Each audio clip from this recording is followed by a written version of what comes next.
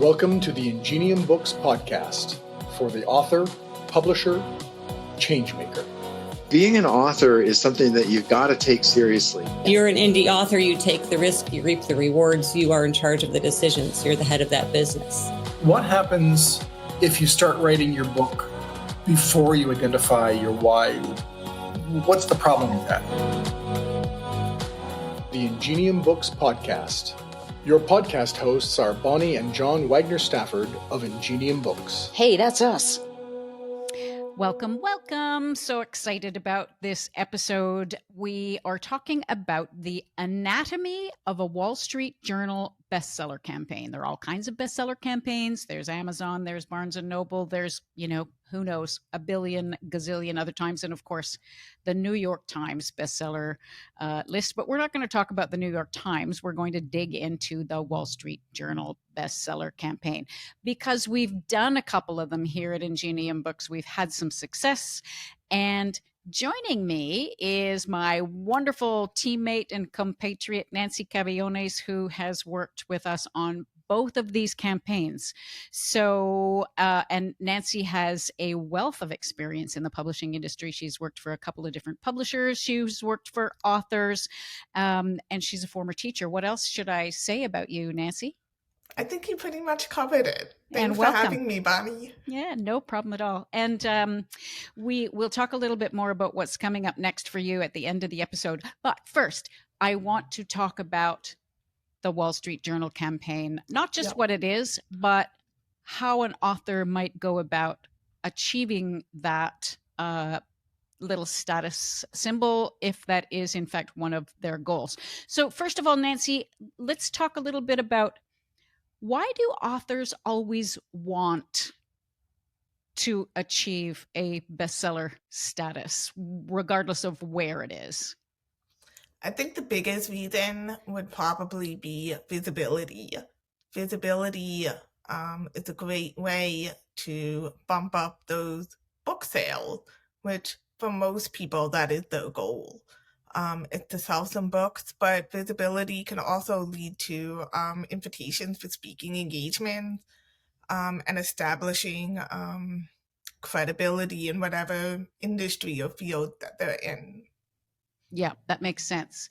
I have written a little bit in the forthcoming second episode of 1 Million Readers, which is my book about how to create your own book marketing strategy, that achieving a bestseller list is also more of a social thing than a material thing. So in addition to all those things that you just talked about, Nancy, there is I won't say a status component of it, but there's a pride element. And so it can be a very motivating, emotional achievement for an author, but it doesn't necessarily mean that you're going to be able to quit your day job and, retire on the laurels of all of the money that's going to roll in. So more social than material. That's what I mean by that. But that's great. So when we are starting to work on a Wall Street Journal bestseller campaign, first, I need to talk about, obviously, the Wall Street Journal is one of the premier United States publications. I would say you can have all kinds of arguments. I don't mean to be contentious in any way, shape, or form here, but I would say that in pecking order, it's kind of second in profile to the New York Times in the United States. And even, we're a Canadian publisher. We represent a number of Canadian authors. It still is something that Canadian authors aspire to. And our first Wall Street Journal bestseller in April of 2022 was a Canadian author with a Canadian book. So we'll talk about that in a moment. But so that's what a Wall Street Journal bestseller, that's what the Wall Street Journal is. And the Wall Street Journal bestseller list is somewhat different from the New York Times bestseller list. The New York Times bestseller list is curated, meaning that there is a group of people at the New York Times who sit down and review information and subjectively decide. The Wall Street Journal bestseller list is based on book sales. So that's a key difference between the two. And from that respect, you can see that it is in many ways easier to make your way onto the Wall Street Journal bestseller list because it really is all about driving book sales in a particular period of time, in this case, 1 week. So, Nancy, where would we start? Where do we start when we have, we're working with an author and they say, "Oh, I'm dreaming big. I want to be a Wall Street Journal bestseller." Where do we start? Well, we start by getting some people behind the book in terms of endorsing it. Having recognizable names. And when I say recognizable names, it doesn't necessarily mean like some big splashy celebrity, especially if you're a nonfiction author. A recognizable name might be somebody that is very well known in your field, whether it's psychiatry or parenting or whatever it is. But we usually start there at Ingenium Books as we have a conversation about whose name would lend credibility to this book. Whose name, if their name was on the back cover of the book, with blurbing the book, would attract the right kind of reader and sales and, quite frankly, impress people. Because people look for, it's almost like social proof in a way. You know, when people have lots of books to choose from, they're looking for somebody that they trust. And if somebody that they trust says, "Hey, this book is the real deal, you should buy it," that helps a lot. So that's a really good place to start in thinking about who you could get to endorse your book. Yeah, exactly. And then we also, and of course, in order to do that what Nancy's talking about, we obviously do the front end work too, which is tied to what we start working on with the book, which is making sure we're identifying a very specific reader, that we have the right reader, that we know what the readers are looking for and where to find them. And, so that's kind of goes without saying, except I realized I didn't want to go without saying it. I mean, a lot of people, to be fair, a lot of people do overlook that, and I guess really you're right, Bonnie, we should back way up and we could say that the process really starts with how you are positioning your book, what your book cover looks like, who are you trying to reach with your book, and have you done the work to make sure that you're reaching those people? Yeah, exactly. And I would say there's another couple of factors too, which are around, I think, while you could say that every book has the potential, I think you could also, there's an argument to be made that says not every book has the potential to reach that kind of a bestseller list. And what I mean by that is a hypothetical example, and no offense to authors who write about tie-dye t-shirts, but I think it might be more difficult for a book that is a how-to guide on tie-dyeing your t-shirt for that book to reach the Wall Street Journal. Not an unheard of course, but as opposed to something that is very topical, that is being covered in a number of ways in the media, that is going to foster debate, where people on both sides of an argument have strong opinions. So I think, books that fit into either one of those, and sometimes it's the same thing, I think have a better chance at hitting a Wall Street Journal bestseller list. And one other thing, that Dr. Peter Silverstone is a really good example of that. Exactly. Because his book was on psychedelics, which continues to be a hot topic. yes, hot topic. There's a lot of research going on. It's very current. So That's right. So that was Dr. Peter Silverstone, his book, The Promise of Psychedelics, which was our first Wall Street Journal bestseller at Ingenium Books. And we reached number 4 on the nonfiction list of that Wall Street Journal list at the last week of April of 2022. So the other thing I was going to say is, why is it only those? Why is it more likely to be that kind of book that is going to hit the Wall Street Journal bestseller list? And one thing to think about is there's no hard and fast threshold in terms of the number of sales that you would need, because it's going to depend on the week and the books that are competing or that have published or that are, being sold that week, for which the Wall Street Journal is looking at the data. But you probably want to be thinking about whether or not you can move somewhere in the neighborhood of 5,000 to 10,000 copies in a single week. So when you juxtapose that against the average number of books that the average author sells in their lifetime, which is 200, you can see that that's quite a big leap. So we start back at the beginning and you target the reader and assess the topic and do we think that it is going to be worth it, because it is a major piece of heavy lifting, let me tell you. It is. You don't have to tell me. Yeah, no, I don't have to tell you. And in the case of, if we talk about Dr. Silverstone's, and we have a second campaign underway right now for Dr. Jack Rocco's memoir, which is Recycled, which is an adoption experience book, different than most, I would say.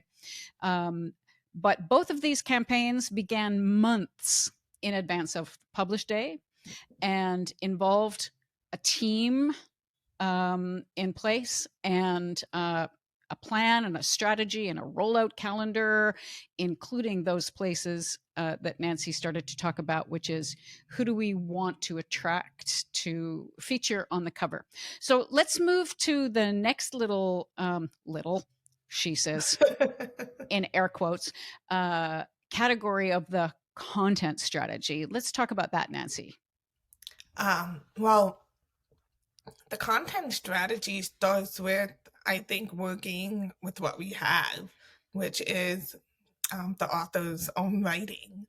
So there are a number of different kinds of content that we could put out there.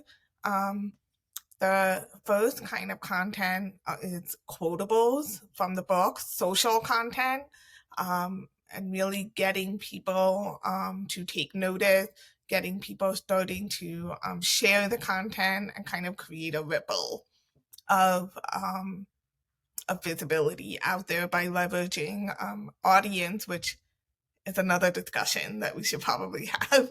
Right. Building that audience and building that platform. And then we also, especially for a Wall Street Journal campaign, and especially when we're talking about nonfiction and people who are considered experts in their field, we also put out their thought pieces.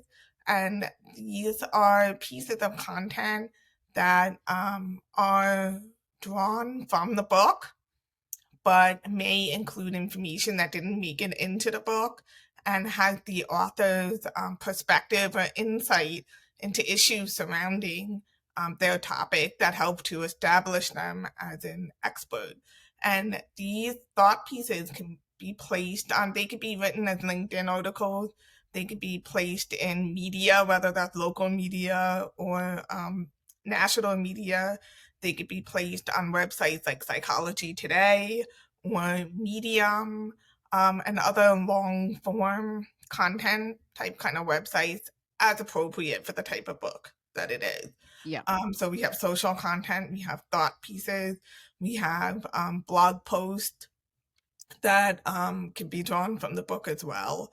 So and then we also have content surrounding, and I don't know if we're ready to get into this, but we Let's have content surrounding our launch team, because what our launch team is putting out there is also very important, and we do provide that content for them, mostly because we want to make sure that the messaging around the book is consistent, and that we're not spreading any kind of misinformation about the book, and that we're really getting everybody to rally around a specific goal that we have, which is to sell books and get reviews on the book. So, Right. And that launch team piece is a key way that we work to engage and leverage the author's own network. So it's part of that audience thing that you alluded to earlier, Nancy, where if we take the circle of people closest to the author who are most likely to willingly read the book, share information about the book with their own networks, engage in the launch team, and be prepared to write a review in the first, day or a few days after the book is published. We want to be leveraging those people to help spread the word. It's like a ripple effect. You drop a pebble in a stream, and you've got the little ripples of water carrying out and out and out and out, and that's the concept there. We also need to touch on. I'm going to come back to the reviews in a minute, but back when we're starting to develop the content strategy, though, we're also developing the PR strategy, and the PR component can be important as well, because we want to try to, and there's no guarantee with PR efforts, but we want to try to initiate media conversations about the topic and about the author, so that people see that there's a conversation happening about this author and the content of their book. We don't even care if they talk about the book. Really, it's about what the story is and what the author's position is at this point, so that we're spreading those conversations around and trying to make the exposure to as many people as possible. So that's a big part of what's going on in the background as well. I think it's worth reminding people that social media marketing is not the same thing as PR. Exactly. And that public relations is a very specific type of marketing, I guess we could say. And that is really about mainstream media placement. Whereas social media is about tapping into those smaller networks of acquaintances, friends, family, and things like that. And I think it's that a lot of people forget that, or they don't understand that, and why you might need both. Exactly, especially if you're aiming for one of these bigger bestseller lists. That's a really good point, Nancy. And so I think of PR being short for public relations. I think of it as being one to many. So we're taking one intersection point, if you like, one interview, one conversation, and we're making it available on a platform that many people are seeing.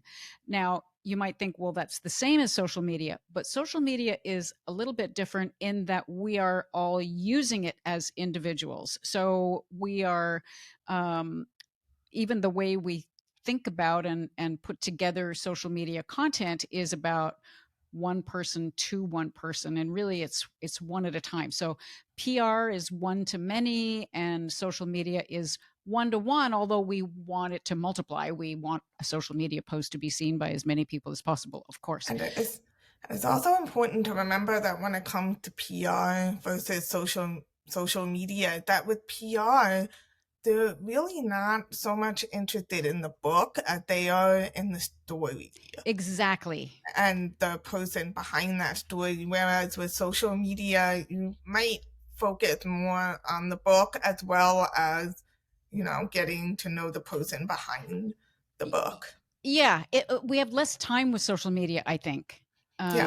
We've got in the case of Twitter, we got 180 characters, and that includes all the characters with your links. And people only, they're spending shorter and shorter periods of time scrolling by, so it has to be very, very to the point, very brief. It's quite different than a lengthy interview in the Wall Street Journal, let's say. Let's say. Let's say. We can always hope. So, so now to reviews, and I'm just doing a time check. Oh, okay, we're good. Talking about book reviews, they are really still important. So you mentioned it in association with the launch team, and we have a metric that we use to when we're working on our campaigns, that within the first couple of days after the book's published date, we want, just on one platform alone, on Amazon, that we want to have 15 reviews published from people we don't know. These are not planted. We do not advocate planting at all. But these are either people that we don't know, people that aren't, blood relatives of the author. Not that it's a whole other conversation, but blood relatives of an author can't write a review, but that's not the kind of reviews we're talking about. And that's not always an easy feat, is it, Nancy? Getting 15 reviews in the first few days. No, and 15 doesn't seem like a lot, but it's really like a numbers game. You know, you can I've worked on launch campaigns and influencer campaigns where we might have 100 people will have a copy of the advanced review copy of the book, and maybe 5 of them will go and leave a review on launch day. It's lots of, it's really a numbers game. And so it's harder than you would think it is.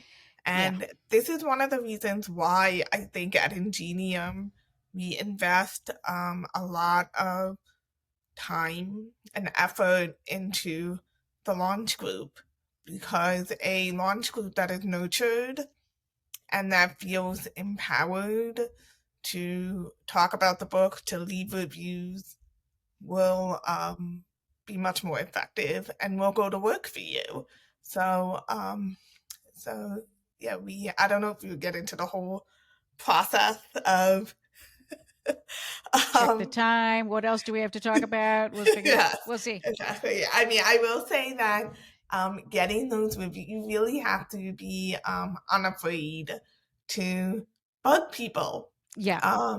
I happen to be a person that had no problem bugging people, nudging people, giving them gentle reminders. That's why you're on our team.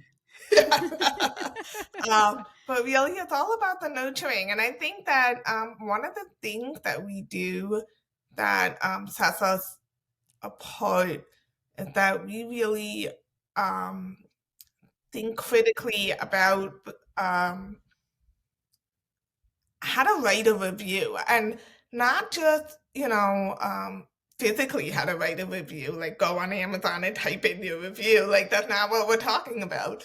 We're talking about how to write the type of review that will let readers know whether or not the book is right for them. Because one of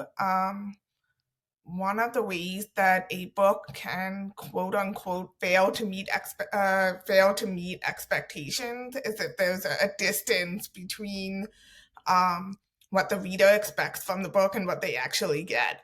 And reviews are really, really helpful in setting expectation for the reader. Yeah, that's an excellent point. And it's the reason that we encourage anybody that we talk to about reviews, and in particular in those launch teams, we tell people that we are asking them to read an advanced copy and write a review. Yes, but we are not asking them to write a 5-star review. We are asking them to write an authentic review. Every book cannot be for every person. So that is, you're bang on there. We want to make sure that we are helping future readers find the right book for them, and we don't want the wrong readers to pick if they're expecting a book on tie-dyeing t-shirts and they're getting a book about psychedelic mental health therapy. probably not going to result in a happy marriage, if you know what I'm saying. Yes. And, and that, brings us back to, how do we work with the launch team in leaving those reviews and really making sure that the review focuses on the book itself and not the author, but, the book itself, why everybody should read it, what is important about this book, what is exceptional about this book, what we learn from this book, et cetera, et cetera. Yeah. So yeah, exactly. So then that brings us to publish day. We've got the launch team has been reading advanced copies. We're asking them to write and publish a review as close to publish day as possible. We've had the PR campaign underway. We've had the content strategy. We've got, the author should have profiles in some media publications and have some pieces published elsewhere. Then we kick into what I would say is a really critical part of our Wall Street Journal bestseller campaign, which is there is a massive email blast and I mean massive, billions, 5 billion people. I'm a publisher, not a mathematician. Maybe it's 5 million. I don't know, but it's a lot. It's a big number. And coupled with that big series of email blasts that goes out usually about a week after publish is some paid advertising campaigns. So we're leveraging everything that we've built up leading to publish day, and then we still have a high level of activity for a few weeks after that publish day. But that email blast, there's another association there is the price. We make sure we keep the ebook priced at 99 cents. So that's the pre-order price of our ebooks at Ingenium Books. Most books, once publish day hits, we increase the price right away to whatever the market standard is for books in that genre and size. But when we're running a Wall Street Journal bestseller campaign, we keep the price at 99 cents until that week of massive email blasts has gone out. And that seems to work. We have sales traffic, Barnes and Noble, and we're not talking about Amazon only. The sales can be wherever you buy your book. So for a Wall Street Journal bestseller campaign, we do want to be generating sales at Barnes and Noble, whatever the indie bookstores are, including Amazon, but anywhere, specifically those booksellers that send their sales data into the places like Nielsen Bookscan, the places that do the reporting of book sales, which is where the Wall Street Journal gets their numbers from. It's kind of funny, Nancy. We're coming up to 28 minutes, and I feel like we've just scratched the surface. Yeah. I think you could probably write a whole book about this, Bob. If I had nothing else to do, maybe that would be what I would do next. Yeah. Yeah. And I will say that the nurturing of the people who have read the advanced review copies continues all the way up to publish day and after. And all of this activity, I think goes back to what I was saying in the beginning, is that it increases visibility for the book. Whether that visibility translates to sales or reviews or media appearances, et cetera, or getting on the bestseller list. Right, exactly. Well, Nancy, I want to thank you very much. I would love to hear from you, listeners, viewers. If you're seeing this on YouTube or you're listening to a podcast, we'd love to hear any questions that you have. What didn't we answer for you? Let us know, and we'll be happy to answer and give you our best information.